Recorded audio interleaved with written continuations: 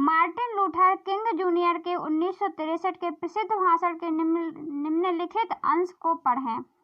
Martin और Luther king के 1963 में उन्होंने भाषण दिया था, उनके अंश को हमको पढ़ना है कि उन्होंने क्या दिया था।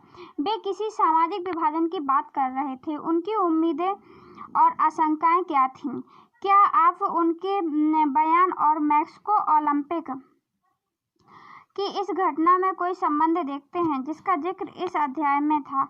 मेरा यह सपना है कि मेरे 4 नन्हे बच्चे एक दिन ऐसे मुल्क में रहेंगे जहां उन्हें चमड़ी के रंग के आधार पर नहीं बल्कि उनके चरित्र के और असल गुणों के आधार पर परखा जाएगा। जो मार्टिन लूथर कहते हैं कि मेरा ये सपना है कि मेरे जो बच्चे हैं 4, वो ऐसे मुल्क या ऐसे देश में रहेंगे जिनको श्वेत अश्वेत का मतलब कि वहाँ पे आधार पर नहीं उनको पहचाना जाए बल्कि उनके चरित्र और गुणों के आधार पर, मतलब चमड़ी के रंग के आधार पर ना पहचाना जाए, चरित्र और गुणों के आधार पर परखा जाए। स्वतंत्रता को उसके असली रूप में आने दीजिए। स्वतंत्रता तभी कैद से बाहर आ पाएगी जब हर बस्ती हर गांव तक पहुंचेगी, हर राज्य और हर शहर में होगी और हम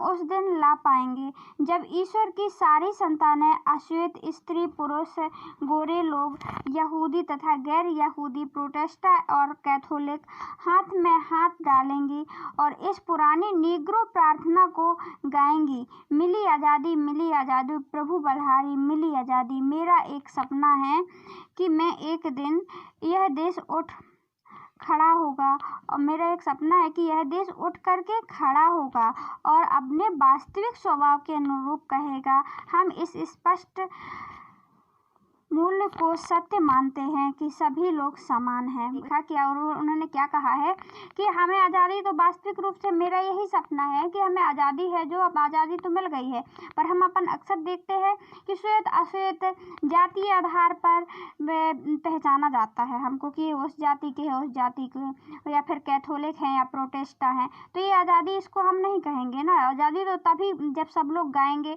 आज़ादी हर जगह पहुँचनी चाहिए, हर बच्चा आज़ाद होना चाहिए, उसे चरित्र के अनुसार पहचाना चाहिए। उनका कहने का अर्थ है उसे ये नहीं होना चाहिए कि वो इस जाति का है या इस धर्म का है, उसका चरित्र क्या कहता है, वो कैसा है, उसका चरित्र कैसा है, स्वभाव कैसा है, इस आधार पर पहचाना जाना चाहिए। देखते हैं इसके आंसर की ओर। मार्टिन लूथर किंग जूनियर अपने भाषण में रंग भेद के आधार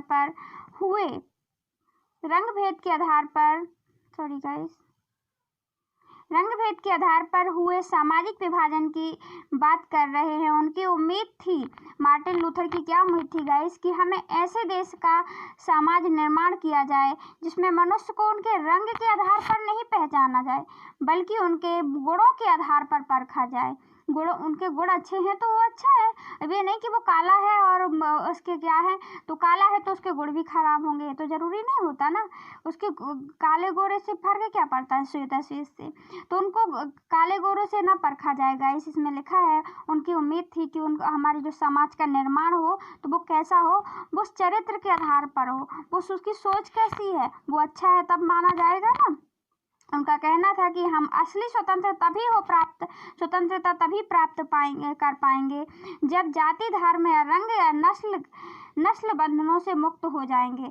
हम तभी स्वतंत्र कहलाएंगे जब देश के सभी लोग बिना किसी भेदभाव के समान समझे जाएंगे। उनका कहना था, वो लोग भी जाति धर्म का विरोध कर रहे थे एक प्रकार से, कि हम स्वतंत्रता तो हमें तभी मिलेगी ना जब ये सब खत्म हो जाएगा, कि देश में हम अपने देश के लोगों को बिना भेदभाव के पहचाने जाएं, सबको समान अधिकार प्राप्त हो, सबको समान समझा जाए, तब स्वतंत्रता असली प्राप्त हुई हमको, वरना तो हम वैसे भी गुलाम के गुलाम हुए ना।